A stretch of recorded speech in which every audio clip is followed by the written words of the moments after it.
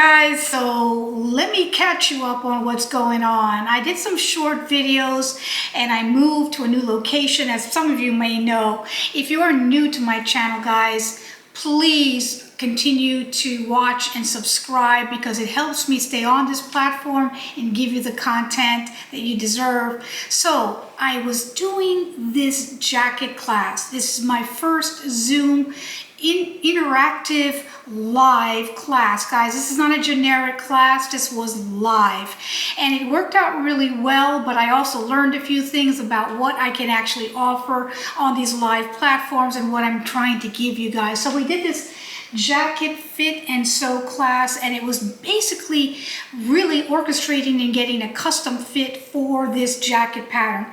This is my peak lapel jacket pattern that is on my website. You learn how to do it on your own for yourself or for your client.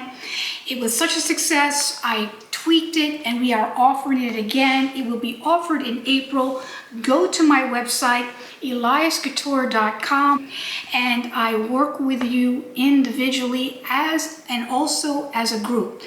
So I'm going to make this jacket up in this gorgeous cotton twill that I wanted to do, because if you watching the movies, all of the period pieces are really with the earth tone. So I wanted to spice it up and make it a little different.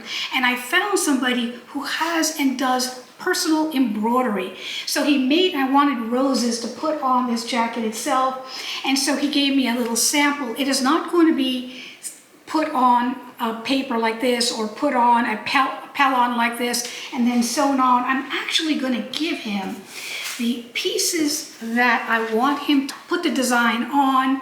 I'm going to back it with some interfacing. Let's get started.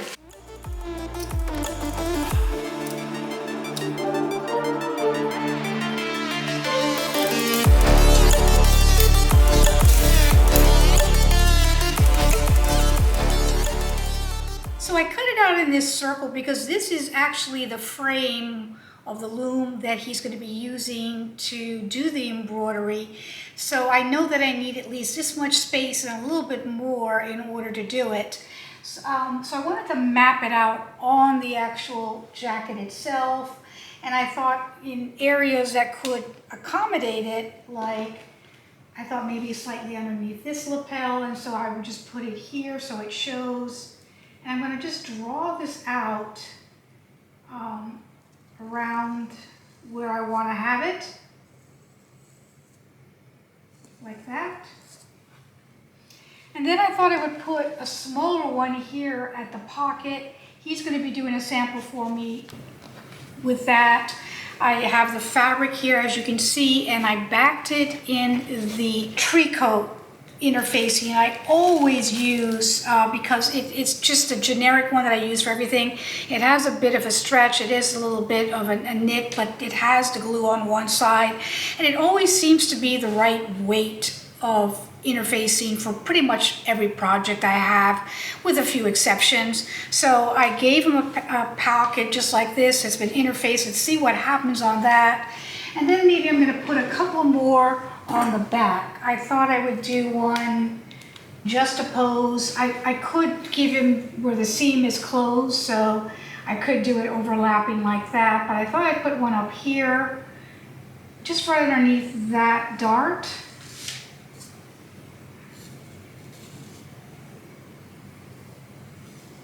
Like that.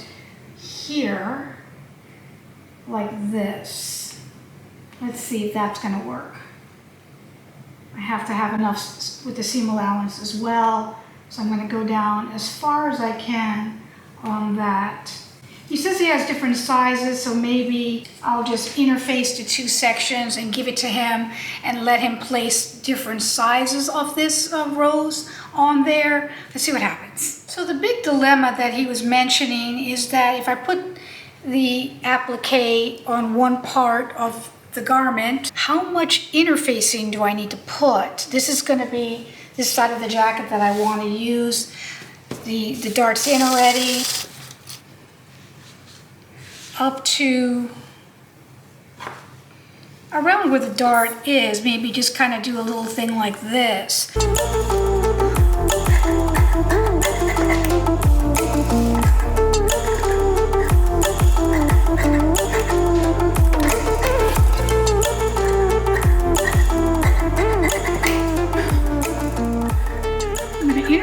this whole area right here. I'm not sure if it's going to look much different than the other side doing that. And that means I can place this rose somewhere around this area right here, hopefully not hiding too much of the rose with the lapel going back like this.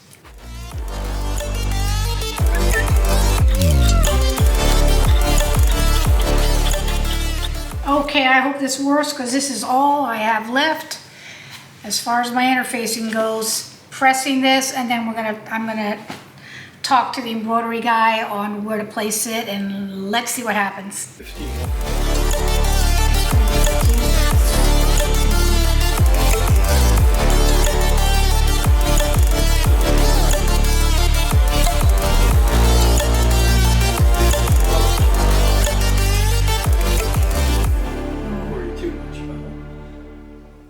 Usually has at least some colors in there already that I don't have to change every spool of thread. Okay. Very cool. This is how it stitches out. It'll do the dark red in the background. And then it'll go with the pink. And then when it gets all that filled in, it'll fill kind of a white highlights. And then it's a little more red. For depth. Yeah. Okay. What do you think? Yeah, we'll work at it. This is like the way you have to do this is you have to break it down in pieces. Like, you know, you outline this piece and then you fill it. It would just be solid red, and then you do this and then this, and you just work up and do all the pieces. Okay. Now it'll just be solid red. Right. And then you go back and you put add the highlights. Yes. Okay. And you want it to have this fringe look on the outside, like the way you see how it is. Yep.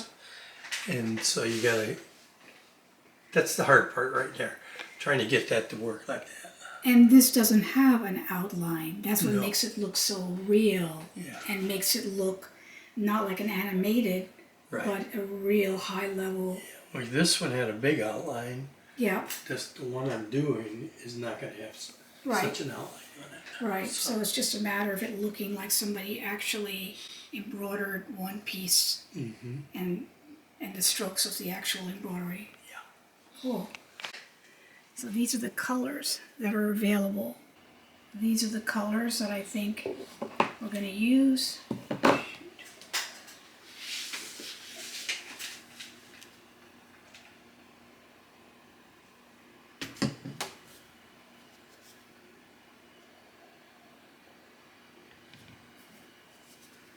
The highlight, brown, and possibly some black to give depth. This is the pink one. Petals. And then filling in the background.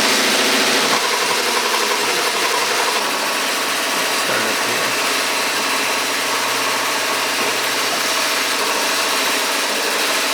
Oh, is this like Adobe? So you have to, It's better than Adobe.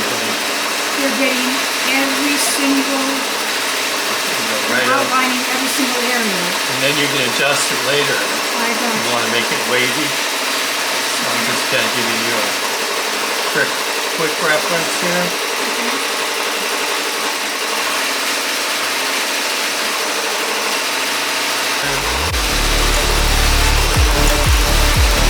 Circle here. Circle makes.